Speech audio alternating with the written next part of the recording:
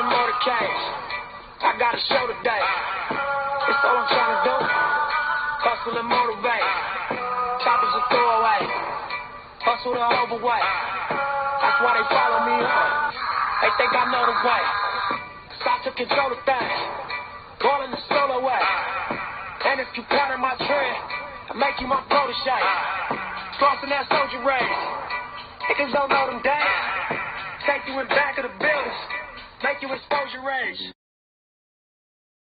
Peace. Welcome to the ReachOut Roundtable. Thank y'all so much for tuning in. Some of y'all know me as Amelia. Some of y'all know me as Millie. But y'all can call me Honey Lee. I am the host for today. And I'm so excited, per usual, for our interview today. One of my long-term friends, an aspiring actor. He got a YouTube channel that goes crazy, skits that are amazing, that will have you laughing, rolling on the floor. And he's going to share with us, about his experience as a professional basketball player, and his journey towards transitioning to becoming and being an aspiring actor. Then we'll also touch on a little bit about our current climate and the mindset that we can have during these trying times, these pivotal transformational times. And lastly, we will also be discussing, how to persist and how to persevere. I appreciated interviewing Mr. Shawn Roundtree Jr. You can follow his YouTube channel at Shawn Roundtree Jr. And I appreciated this interview because he was very vulnerable, very direct and upfront, and definitely someone that needs to be in front of the camera, needs to be respected as an actor and as a young man. So, without further ado, here we go. Hope you enjoy. Thank you for joining us. Welcome to the ReachOut Roundtable. Thank you for having me. I'm excited. Yes, good to have you. In the midst of all this craziness, I'm glad our schedules were able to match up for a second. But before we hop in, if you want to introduce yourself, say just a little spiel before we get started. Okay, yeah. So my name is Shawn Roundtree Jr. I'm 25 years old, and I'm an aspiring actor. And I kind of go into my story behind that. But as far as history, Amelia and I have so much history going back to diapers, daycare, and things like that, man. I'm excited to be on the podcast, speaking with you, and yeah.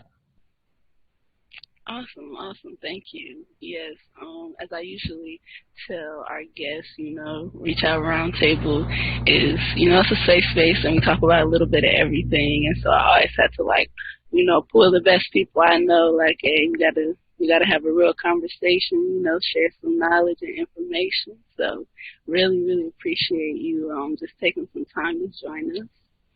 And I really want to talk to you today about basketball. Of course, you mentioned your acting, your YouTube channel, a little bit of everything. But to start off, I definitely want to talk about basketball because I feel well, that's not true. I was going to say I feel that was part of our biggest encounter. We talk about sports and stuff like that, but I think it also is a little bit of the acting. But we'll just start with the basketball, So just talk about, when you first started playing, how you fell in love with the game, and then a little bit of your college and overseas experience. Yeah, so basketball, I was always intrigued by basketball from an early age. And it wasn't my first love as far as sports goes. I was a huge fan of football. Yeah. But basketball, I had seen so many people that I looked up to playing my dad had started an AAU basketball team here in the community, and so I was real familiar with the guys who played here, like in the community. I just grew a passion for basketball, and growing up, I always wanted to be. I was devoted to working hard. Like that's what I pride myself on, is being a hard worker, and I kind of feel like I wasn't the most talented person or athletic, but I knew the game. You know what I mean? I had passion for it, so I think that's what helped me. High school, ended up going to state twice, ended up becoming the winningest player Eversville High School history.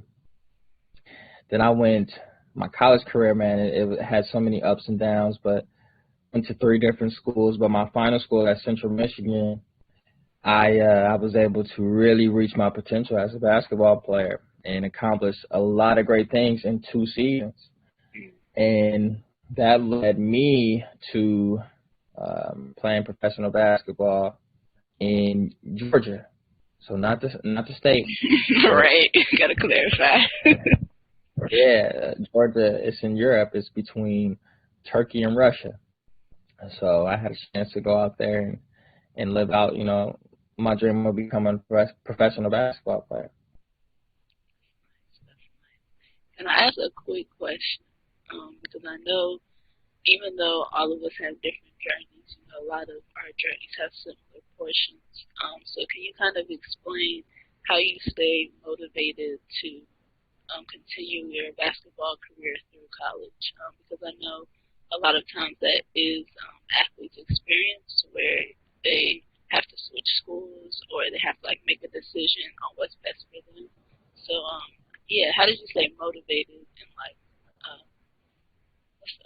and persevere through that? Yeah. Well, first off, when you go from playing basketball in high school, then going to the collegiate level, whatever level, it becomes way more serious in the sense of what you have to do on a day-to-day basis as a student athlete, and you become small fish in a big pond, because everyone at their given school in high school was probably the man or the go-to guy. So now we're in a pool with so many other talented people. So you have to try to figure out, kind of continue to learn your game.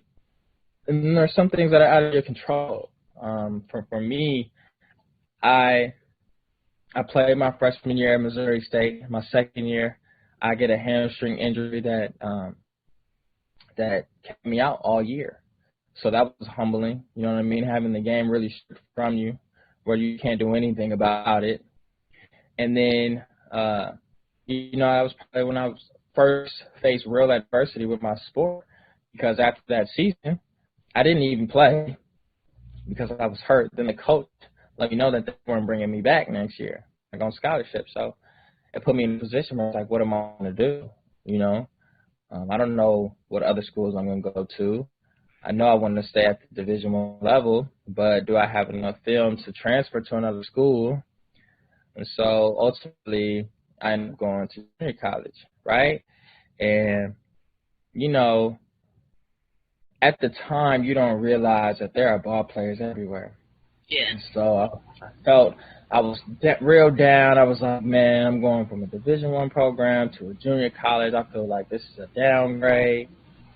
But in retrospect, it was probably one of the best decisions that I made, and it gave me time to really reset on myself again as a player. And it was much needed, man. It's I can't even explain what that year did for me. But it was humbling for sure, going from a place, a Division I campus with so many resources, and we're flying to games, right? Every away game, to riding a short little bus to away games. You know what I'm saying? And so I had to swallow that pill, and it gave me humility. And then, it wasn't the roughest, or it wasn't the smoothest transition, because I was injured. You know what I'm saying? So I hadn't played a game in over a year. So coming back from that injury, healthy, now it's rusty. You know what I'm saying? And you start getting in your head like, man, is this what I'm really supposed to be doing? Like, I don't know. And then things just started clicking. Started playing well, getting noticed from coaches again. Got a chance to go back on the Division I level at Central Michigan. And Central Michigan was such a full circle moment for me as a basketball player because as soon as I got there, I was put in a position where the coach was giving me the ball, give me the green light. You know, when you're a player that is given the green light on a Division I level or any level, a team, that's what you want. You can't. There's nothing more you can ask for. And I'll tell you this moment. Check it out. My freshman year at Missouri State, we played in a tournament in Alaska. It's called the Great Alaska Shootout. Okay. So that tournament, as a freshman, I barely played in it. We didn't take last place, but we won the consolation championship, which is like the loser bracket, right? My junior year at Central Michigan, we're playing a holiday tournament for Thanksgiving. Guess where we're going? To the Great Alaska Shootout, right? So I'm like, man, I gotta go play there again. Oh, right? So we go. Check it out. We go. We end up winning the tournament. Okay? And this is the Great Alaska Shootout is one of the oldest tournaments in basketball history. And this was the last one that they were throwing. So we won that tournament, and I won MVP. How does that, like that's nothing but God. How does that happen? You know? What? What? Come on now. Just 2 years prior to that, I was there. I barely seen the floor, and we didn't win nothing. But now I'm here again, and I'm playing in the last one. And now, man, that's how things work, though. You know, my college basketball career, I ended up a 1,000-point scorer, only the third person in school history to do it in 2 seasons under the coach that I had. And with a bunch of different accolades, man, I was just blessed to be in a position that I could grow as a basketball player and reach my full potential. I like that. I want to say real quick, I really like how you use the word reset. Like you said, your experience at the community college or the junior college gave you like time to reset. I think that's very important because a lot of times we kind of are hesitant to like switch our approach or like look at something in a different way. And then I like how you said, even in those 2 years' time, like you were able to completely change your situation. And of course that's because you were dedicated and you worked towards it. So that definitely like reflects the perseverance aspect. And I just think it's cool people know that like it might not look how you think it's supposed to look, or like you said, it might not be the smoothest transition. But if you are really passionate about it and you're continuing to focus on that goal, you'll definitely reach it. So that's good. That's what's up. And I know you have plenty of accolades. I was like, dang, he's trying to remember all the awards he got, which year was. Man, I'm blessed, man. Blessed. Because with basketball, the type of player that I am or was, I'm a true point guard. So I'm not necessarily a scorer. I'm a person that makes the right play, that makes plays, whether it's the pass, whether it's the layup. That's me, and it doesn't bother me that I'm not scoring. You know, there's so much emphasis on success of being a basketball player in a game, or if you had a good game, is how much did you score. You know what I mean? And I was always much more than that. And there was times throughout high school too that I'm like, well, with my game type, am I going to get noticed? Are people going to see that I'm actually good? You know, because I'm not necessarily scoring 30 points. You know what I mean? Are people going to see that I'm good, right? And it's so crazy because it's like I was so deep in my head that I was still receiving accolades just from playing my game. You know what I'm saying? Still getting first team all conference. You know what I'm saying? At different levels, just same accolades for being me. You know what I'm saying? Not putting any emphasis on when I have to score this or I have to do that. I just try to make it my duty to play my game, and the rest is going to, happen how it's supposed to happen. People are going to take notice regardless. You know what I'm saying? That's decent.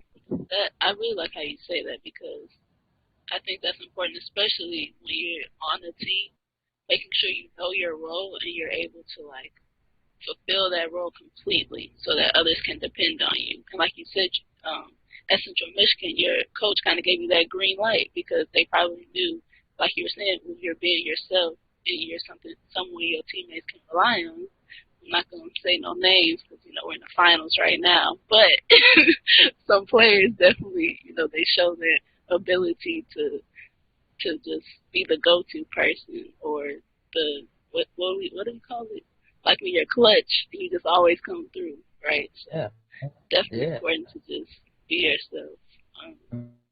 Last thing I'll say before I ask about overseas, because I'm really excited to ask about that. But that's something I've slowly had to learn. It's kind of like, how do I say this? Sometimes there's skills you have or talents you have that other people can see better than you can see in yourself. And so it took me a while to understand the type of leader that I was, and understanding to just be myself, be that type of leader and not copy, other leaders I've seen, or worry about if my leadership style will be looked upon a certain way, right? Just doing it, and then understanding over time, the right people will notice and they'll give you that recognition that's due. So yeah, that just made me think of that. We interrupt this program for a brief commercial break. But seriously, I definitely wanted to say that one thing I definitely took away from our first portion of this interview was the importance of knowing that we can reach our full potential in things that we do. And it's important to continue to strive and persist until you do so. I also loved how we talked about traveling. If you can safely travel, definitely do it. I recommend it.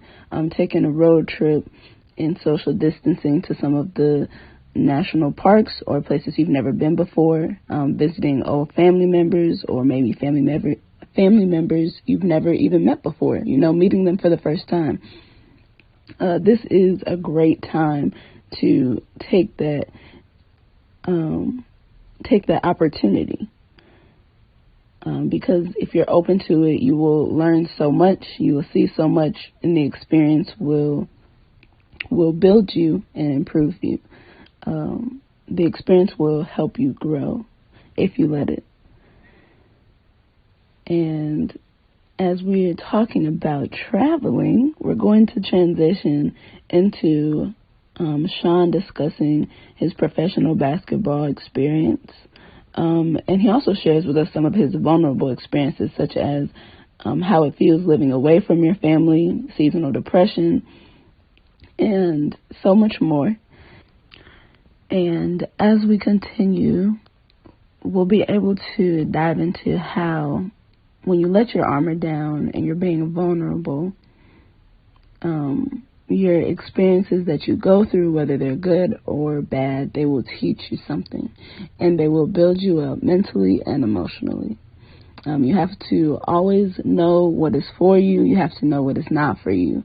In other words, you have to know what's serving your purpose, what is supporting your future goals, supporting your mission. So stay tuned. Here we go. All right. You can also follow Shawn on Instagram at tree2round, tree, the number 2, round. And subscribe to the YouTube channel, Shawn Roundtree Jr. All right, here we go. But okay, awesome. So we started from the bottom, now we're here. we going overseas, right? So you make it to Georgia, and you touch down in the airport, and like, what's your first thought? Did you have like a little translation dictionary with you, or you was just like, Oh, no, I didn't, man. I didn't. It's so crazy because it was a year ago today that I actually got out there. But yeah, um, you kind of just go out there as a rookie. You know what I'm saying? It's your first time going through this process. You kind of go through it blindly, and you have to learn as it goes. And so when I get there, when I got to the airport in Georgia, I was all messed up because of the time difference and everything. yeah, And I landed at like 2 o'clock in the morning there, and then I had a driver drive me like 5 hours to where the team was at training camp. So and I'm in the back seat too. It's packed. I'm just like, at first initially I'm like, oh my God, I'm tired. I'm got to be in this car for 5 hours. It was crazy, but I was excited. I remember being excited about a new start and the unknown. You know what I'm saying? And finally, a professional. Like when you can put that title on yourself as a professional, that's a big deal. You know what I mean? So I was initially excited. um, I want to ask about like the culture shock. I want to ask about your experience. You can talk about also like on the court, but just how it was off the court. I think just being a military brat, like it took me a long time to realize this, but I just think it's very essential that if it's possible, we're able to like travel and just experience other countries and other cultures. So kind of just talk a little bit about that, maybe the things you really liked and some of the things you really weren't a fan of. Yeah, for sure. So myself, I'm a person that loves looking at culture, heritage. Like I'm really big on that, no matter where I go. You know what I'm saying? It's something that intrigues me. So when I was out there, I was always looking for things to do, not necessarily have fun or party. Okay, well, let me learn about the history of this country. Take me to some old monuments, historical monuments, things like that. So Georgia is a very, like they stick to their ways of their culture. You know what I mean? It's not a lot of new technology. The people, right? They are so embracing and welcoming. I remember just being so comfortable and my teammates really making me feel comfortable right off the bat. And even though there was a language barrier, some of them could speak English, I just remember being okay around them. You know what I'm saying? They was going to help me with whatever. And, Georgia is the oldest wine country in the world. So they have strong traditions with wine. And I remember, like, my first week there, we get back from this training camp, and one of my teammates is getting married. So right off the bat, I go to a Georgian wedding. What better way to see customs and traditions than a wedding, right? And so it was so much fun. I had so much fun. And I remember, and here's the thing, with wine, they drink white wine, and they drink after every toast. So imagine there's a microphone being passed around, everyone saying, congratulations, this and that. They drink. You're not going to get me. Right. I'm pacing myself. Right. I'm not doing that. I'm going to be messed up. No. But that's the culture. Like, that's how they had a good time, you know? Yeah. What else? Now, I'll tell you this. As far as overall, I grew from my experience overseas because it was the first time that I was really out on my own, right? I'm fresh out of college, just like any other college graduate, fresh into the real world. Now, you know what I'm saying? And as an athlete, huh? Sorry, I said still wet behind the ears. Yeah, exactly. And so, you know, as everything, and as a player who was under the institution of the NCAA, you know what I mean? We get a lot of things handed and handled for us, you know what I mean?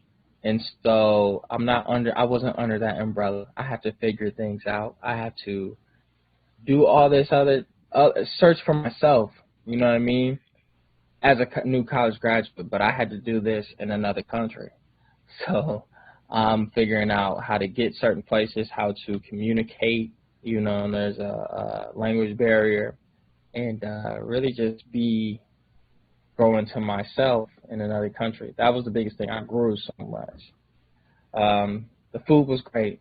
I loved the food there. It was something that I was very worried about, but I had no problems. They make a lot of things from scratch, so it was more healthier. Even like McDonald's was more healthier because it's not a lot of processed food. I'm telling you, and they had these. Check this out. They had these chicken wings at Wendy's that was so tender. Chicken wings. Do you hear wings? Legit wings. That was fire. And they had pizza at Wendy's.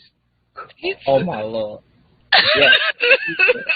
And it was so good. Like, I would look forward to getting a pizza from Wendy's. Like, what did they do that at? It was so good. So, yeah, the food was great. The people were good, man. Everything off. And what was crazy was, it's like I would get so many different looks. Like, they would be looking at me all the time. But here's the thing. It wasn't like a racial look or a racist look. You can feel that. You know how that feels. It's more of they don't have black people in Georgia. So it was like more interested and intrigued and curious, you know? So yeah, man, it was those experiences were really good that I got the chance to see and be a part of. That's nice. And that's the key word, like be a part of. Don't always, because I think a lot of times, you know, we go to other countries and we don't want to just experience it. We want to, like you said, go to all the popular areas, the tourist attractions, but it's also important just to be a part of it and really just see how they, you know, do them, even if it's different than what you're used to. Right, exactly, Amelia. And I'm like, that's the type of person I am. You're not gonna catch me spending a lot of money on materialistic stuff when I go places. Yeah. I'm gonna be spending money to do activities that embraces the area. You know what I'm saying? Like, I wasn't afraid to go do things, try stuff on my own. Like I'm in another country, and I got a cab, and I went probably about 45 minutes away to go to this cave. I went to a cave that was like 15 kilometers underneath the ground. You know what I'm saying? All by myself, and just explore, man. That's the type of person I am. Yeah, that's so dope. But that's definitely a major key. Like, you can't have fear. You just gotta, and like you said, I think it's hard for people to understand, but like the language barrier, I know that was a challenge. Like, it had to be. So even when there's a language barrier, you still just gotta be ready to just go for it, because your experience will be so much better and you'll just learn so much. Even if you didn't realize like you learned it, you'll kind of reflect on the trip or look back. And Right. I also noticed like you'll end up making random connections with people too. They'll be like, "Oh, you went there? Like, I've been there before too, and I liked this and I saw this." So yeah. Okay, cool. Well, that's awesome. I'm glad you had a dope experience. That's crazy. It's been a year. Does it feel like it's been a year? You know what? It's tripping me out seeing all the memories popping up. I'm like, wow, yeah. Because let me tell you, although I was grateful to have the opportunity to go overseas, right? From a basketball standpoint, it wasn't one of my most favorite years. Like, I played well and ran into some adversity with like the management and stuff, but it was also, you know, it marks the year for me of like a real turning point that I had of within that experience. You know what I mean? I wasn't always the happiest out there. There was a really downtime when I was out there. You know what I mean? But that time where I was kind of down really propelled me to things that I'm doing now. But that's something like a lot of people don't realize about players who go overseas is, you know, they're so isolated from their families, friends.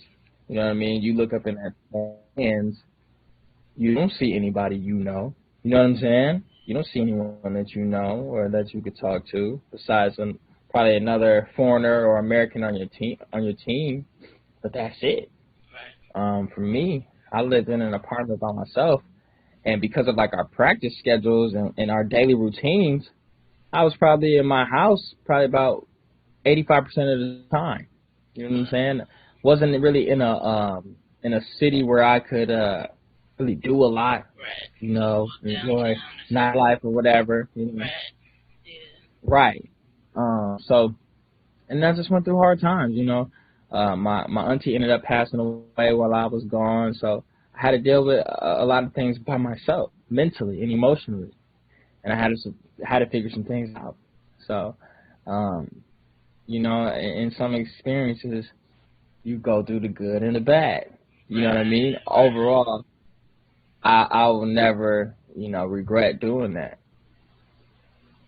That's good. That's good. It's definitely good to have that clarity and no regrets. And you touched on it a little bit. Can you kind of expand on that? You mentioned that your time there, you know, you had your ups and you had your downs, and when you were in an area of like a down moment, you said that's when you really had the epiphany to do what you're doing now. So can you kind of tell us a little bit about what you're doing now? And Sure. So right now, I'm no basketball player no more, shorty. I'm an actor, you know, an up and coming actor.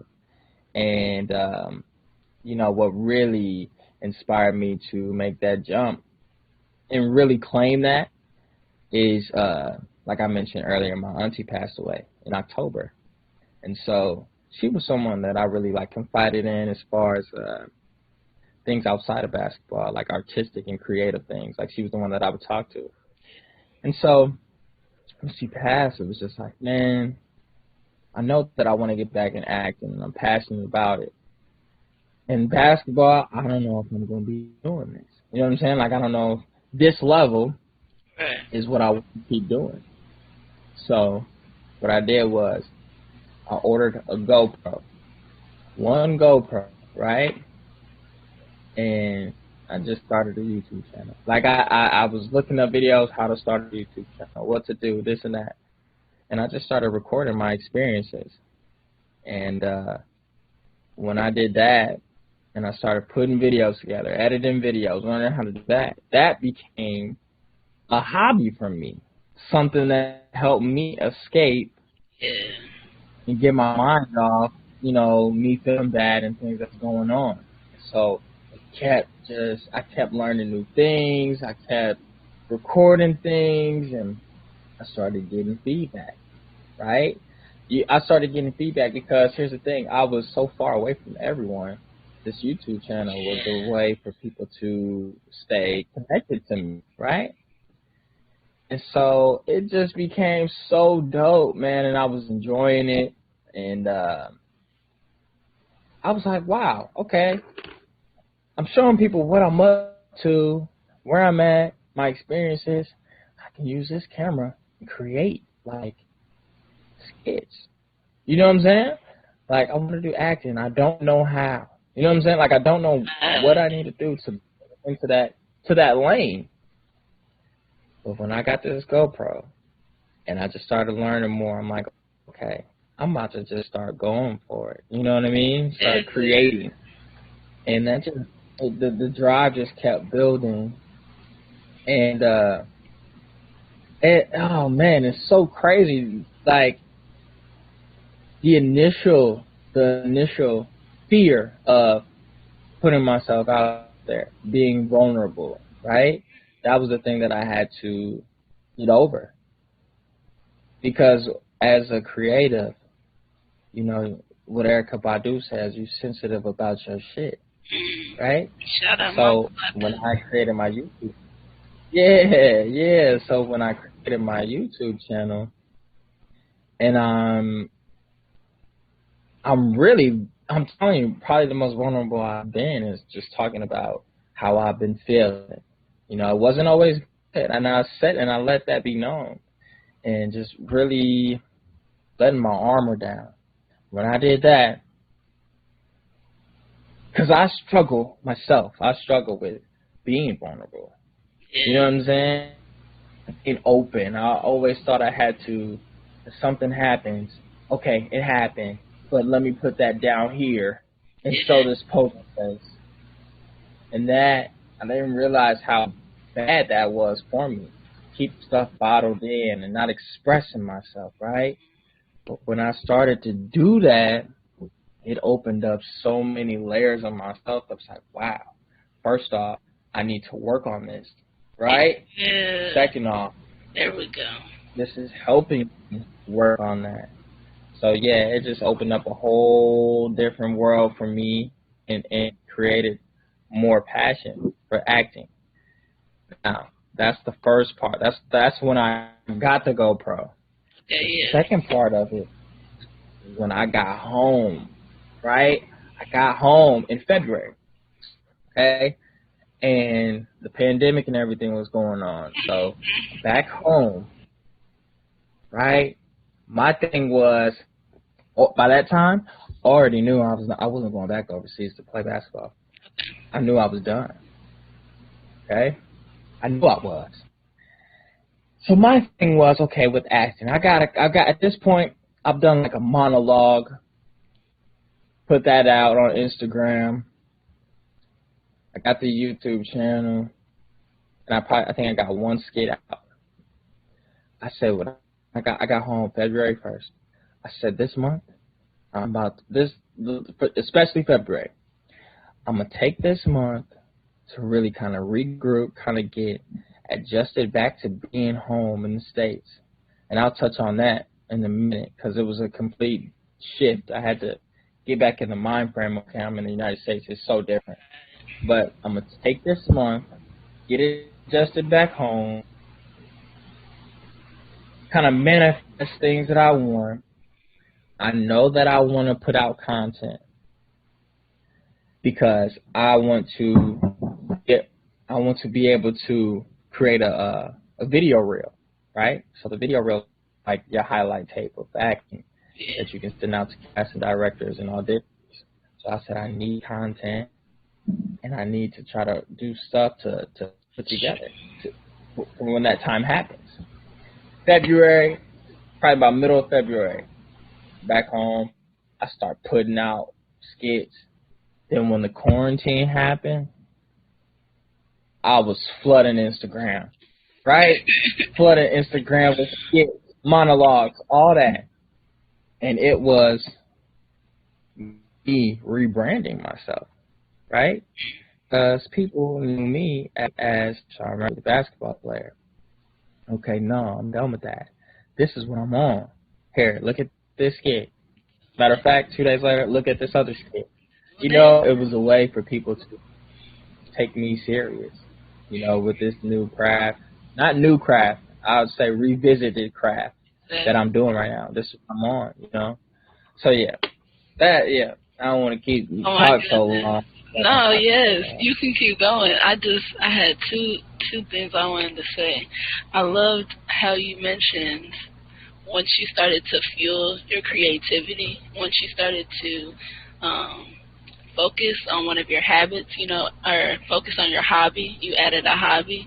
You know, I think that's very important that we make sure we're doing something that we enjoy, whether it's daily or weekly or monthly. Like, we have to have that outlet. And so I love how you just shared that piece with us. And then I also love about how when you first got back, you touched down and you sat down with yourself and you were like, all right, this is my goal for February. I think it's very, very important just to highlight that we it's so much more beneficial when we move with intention. So you're talking about you wrote it down so you could manifest it. Like, yeah, we have to move with intention. So then when you reach the end of February, you can look back and be like, all right, this went right. This didn't go so right, but I'm going to revise it and I'm going to just move on. But, yeah, I think that helps us be more effective when we move with intention. And I feel like that reflects because you said quarantine hit and you were ready. You had the content to share, so. Exactly. It was, first off, it's finding an outlet. If I didn't start that a million, like I think it's really like my first time saying is like I go through seasonal depression, around these certain times of the year. And so I was definitely one of those time of the years for sure. And when I found that hobby, man, I'm telling you, it gave me something to smile about, something to do every day. And we have to have those type of things, those outlets that can help us escape. You know what I'm saying? Yeah. Also, when I touched down, here's the thing, I definitely was moving with intention, but I had to assess where I was at. Yeah. Like, okay, I'm home now. I'm going to be home for a while. What's next? What am I going to do? And I had to stop and really talk to God. Say, God, lead me to where I'm supposed to be. I needed to stay still physically and mentally, you know what I mean? Stay locked in. Yeah, because I'm such a busybody. I'm on the go. I like to be here. I like to be there. I'm a free-spirited person. You know what I mean? Especially when I come back home. I don't like being home. You know what I'm saying? Yeah. I don't do too much at home. So much else to do. Yeah. And sometimes I just be feeling stagnant sometimes, but I know I was going to be home for a while. And it's one of those things where we always need to we have to accept where we are and go from there. Yeah. You know what I'm saying? I like that. We have to accept where we are. I had to accept I'm back at the crib. All right, it's okay. What's next? What do you want to do? Let's take our time. And I didn't necessarily form a game plan. I just knew things that I wanted to do. Like I said, at this period of time, I was letting God direct me. It was so crucial. So, yeah. I really like that. You have to be able to listen. And I really like I think high key that's what quarantine did for a lot of people. It really made us sit still and sit down. Yeah. And look at some stuff or listen to some stuff we might not have wanted to look or listen to. But for those of us that, took advantage of this quarantine season, I think we'll definitely reap the benefits in these coming years. But yes, thank you for sharing that. I do think that seasonal depression is something that is kind of like, well, never mind. I was going to say something that sucks, but all depression sucks. What I meant was because the seasons really change whenever, if we think about it. So it's like when the season changes and you kind of start to feel that transition, it's almost like, I think for me personally, it kind of adds to the negativity I might be feeling or like the doubt that might be coming towards me. Yeah. So just like the inconsistency kind of adds on to that feeling of pressure. But again, just having that outlet or having a hobby, something you can go to escape and get your mind off of it is definitely beneficial. Yeah, absolutely. So what would be some advice that you would give to any of the people in our audience listening, if they're in this similar transition where they're like, okay, I was doing one thing, but now I can tell that season is up for me and I need to do a whole transition into something else, what would be, some words of wisdom that you would give them or words of encouragement, So I would say, because when that happens, when you're at that crossroads, your conflict is going to be more internal because it's going to be you. It's going to be you fighting something that you know you want to do, but just aren't sure how to do it yet, or fear of doing it. So it's going to be internal conflict, but you got to listen to yourself. You got to understand what at that particular time is going to make you happy. And then you're going to have to conquer the fear of pursuing it, whatever it is that you want to do, right? That switch up. You're going to have to get over the fear of saying, okay, this is the direction I'm going to go now. And it's a process, but once you make that decision, that's the major key is once you make that decision and you start going down that road, you start getting a little bit more confidence with it. You know what I mean? You start feeling like, okay, maybe I did make the right decision, but most importantly, you're going to feel happier. You know, like Amelia, I haven't felt this happy in so long. And and here's the thing, Amelia, I don't know exactly what I'm doing, but I know. You know what? I promise you, I don't know exactly what I'm doing. I know that I'm doing it. Does that make sense? Yes. I know that I'm doing it. Yes. I'm so glad that you're happy. You know, one of my brothers, he's been saying the same thing too, that like this is the happiest he's been in his life because he's doing something he's passionate about. And I think it's just important to say none of us know what we're doing. Okay, like even if we think we know what we're doing, COVID happened. So clearly none of us, you know what I'm saying? So I definitely appreciate your vulnerability to, you know, share that, and also just to kind of normalize that. Like, as long as you have your eye on the prize, it's going to happen. It's going to get, you know, it's going to come to. But as of right now, you kind of just have to roll with the punches and bob and weave. Do what you can do. Yeah. Okay, I think, man, I was telling one of my friends this the other day, because not only is this with basketball and everything, but, you know, our age, the age frame where we're at, you know, 22 to 26-year-olds, like we're really, if you think about it, we're really in a precious time of our lives where we still have time to change our minds and take risks and still be okay. Take risks. As far as time frame to really do things, you know. But we get so caught up in, okay, I gotta graduate and I gotta be successful. I have to make all this money. I have to do this and do that in a structured form, and it's not gonna happen that way at all. At all. It's not. You know. And I've been trying to live my life saying I'm 20. I just turned 25 years old. Blessings. Yes.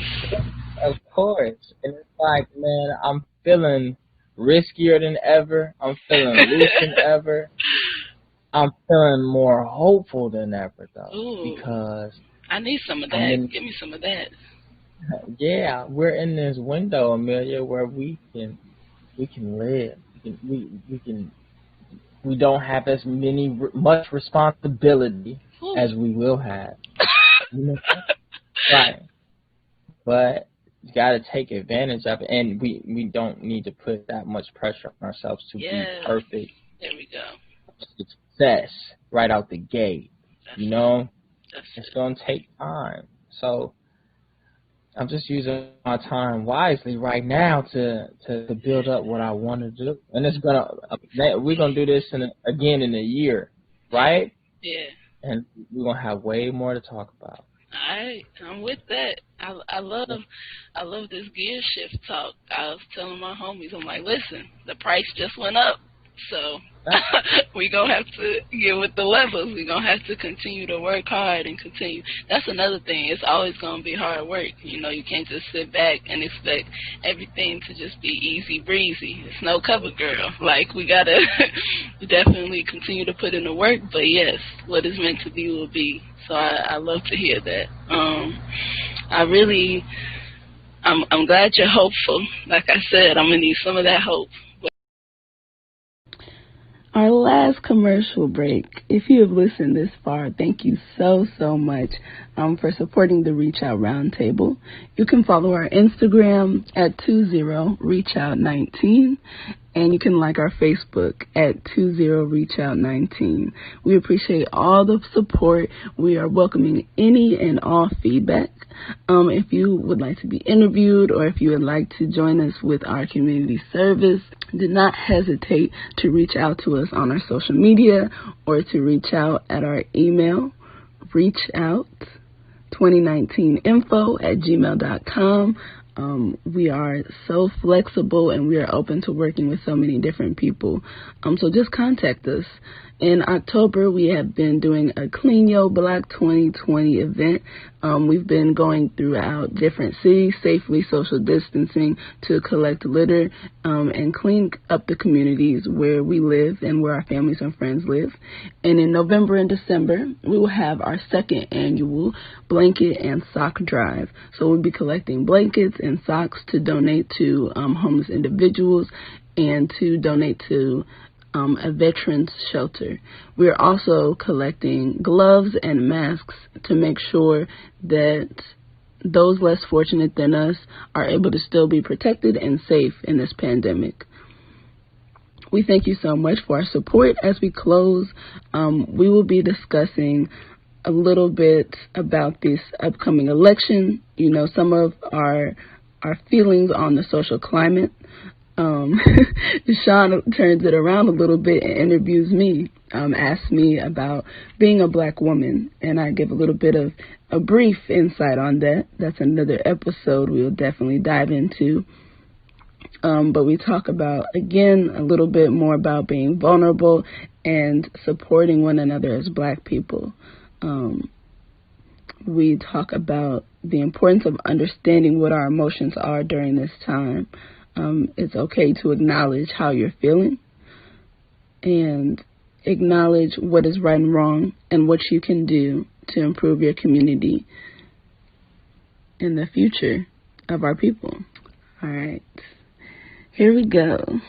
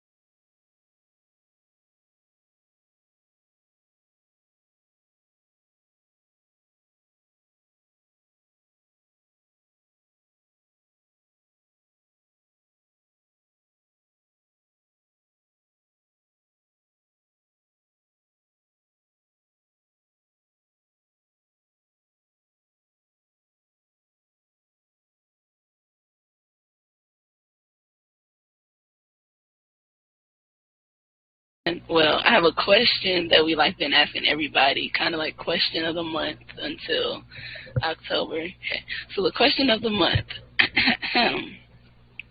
and just answer as much as you will, however much you would like to respond. I've just been asking a few of the people I've been interviewing and having webinar discussions with, what is your view or what are your thoughts on the 2020 U.S. election? Again, just like share what you will, but I've just been trying to get a few different, perspectives from people I've been talking to just to see, where our head is at and how we're feeling. And, yeah. Yeah, okay, so, first thing I'm going to say is, if we're going to get into this, we ain't closing yet, Amelia. So keep the road, Check it out. It's a lot going on in this world. The pandemic one, but also we're in another civil rights movement. When this time period is looked back upon, it's gonna be another civil rights movement. Like, we are in the middle of that, right? And that's so wild to think of. And hey man, it's been a rocky, as far as that aspect of this fight for equality that has been going on for years, right, for our people. It's been a rocky road this year, a lot of emotion. I know I've had, what, go ahead. No, finish. I've had, I'm not even going to say days. I've had weeks where, because of so much that's been going on, I was furious, sad, not motivated to create. You know what I'm saying? Stuff in the world that was going on that our people are dealing with right now didn't make me want to do nothing for a week. You know what I'm saying? And it's very sensitive right now, and on a positive note, we've got some attention right now. Oh yeah. We've got the world's attention in all aspects.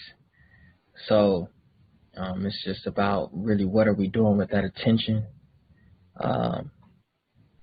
and trying to do something with it. The election is very important, and I think people need to understand that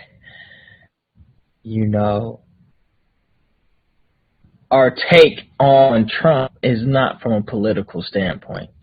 It's from a human being standpoint. It's no. It's not. It's the business of being a human being. You know what I'm saying? And it's not. We aren't coming from a place of hate. We aren't coming from a place of hate with our dislike of this man. This is from a human standpoint. First off, we're talking about make America great again. Well, when has it been great? Who has it been great for besides you and people who look like you? Please show me the receipts. Oh, that's right. That's off the back. That's an insult. You know what I'm saying? That's how our counterparts are looking at it. Off the back, that's an insult to us. Yeah. Now, and I don't want to get too deep on just him. You know what I'm saying? But we clearly know with the decisions that he makes, what he stands for, and what he brings out in people. It's not good for our country. It's not only is it not good for our race, it's not good for our country. Yeah. So that's the standpoint. But yeah, it's very important to vote, man. But this civil rights movement, man, it's been a lot. Like I said, there's been times where it really affected me emotionally and mentally. And there was days where I was mad, you know what I mean? And sad and cried, That's good. That's what I was going to say, too. Yeah, let me know. How you been feeling? How about, oh, shoot. I was going to agree with you that there, particularly or specifically rather, George Floyd, when I saw the first 3 seconds of the video, I continued to scroll because for me, what is it called? Just having another image of the brutality on my people, it brings out, it's a trigger to me. So it's more traumatic for me to continue to watch such negative images and realize that someone else is watching this video and not processing what is wrong. You know what I'm saying? Like, you're actually watching this video and you have the nerve to not have any empathy, right? So for me, I agree. There were plenty of days and plenty of weeks where I was just like, not necessarily what is the point, but it's like, man, we really have still been fighting. Like, what else do we have to say? What else do you have to see? Because, all right, your excuse for the last 300, 400 years was that we didn't have the cameras. We didn't have the proof. But now we have the cameras. Now we have the proof. Now we even have, stories from 50, 60 years ago coming up saying, oh, yeah, that was a lie. Oh, yeah, that was a lie. Emmett Till, he wasn't actually whistling at this young woman. That was a lie. But he ends up lynched and dead. So it just reminded me,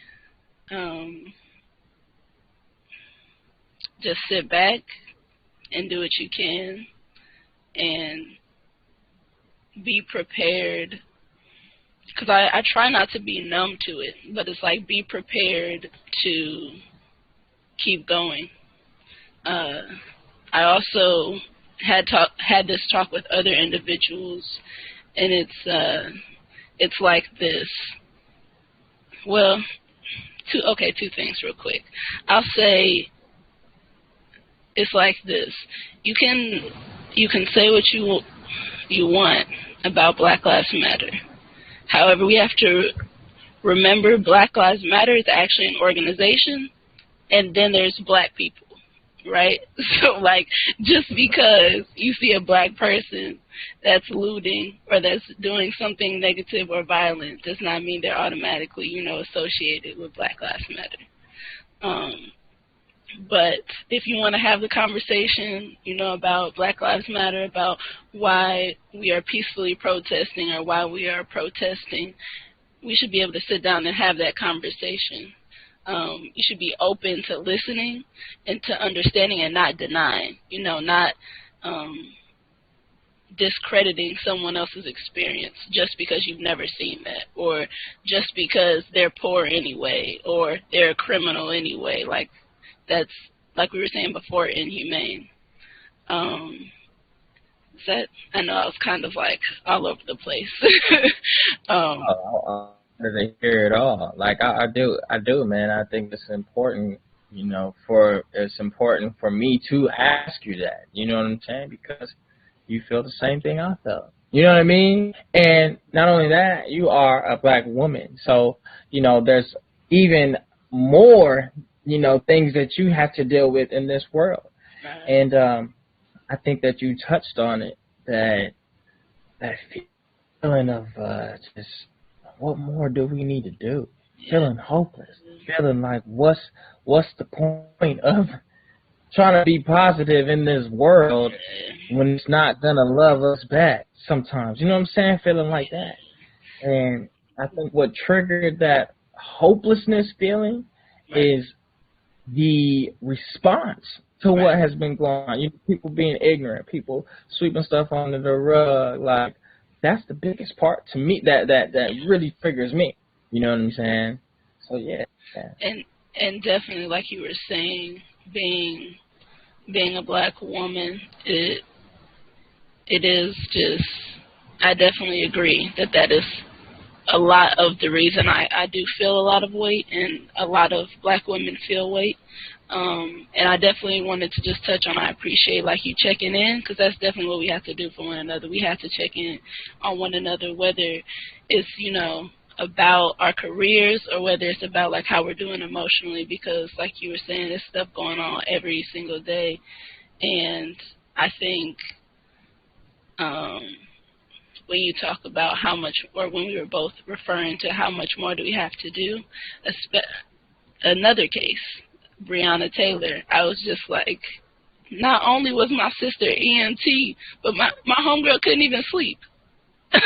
So really, what else do I need to show you? Like, I don't. And being a black woman, it's like you were saying, you didn't, in Georgia, you didn't feel those looks. Like, you know how you can tell if someone that's not of color is looking at you in a negative way.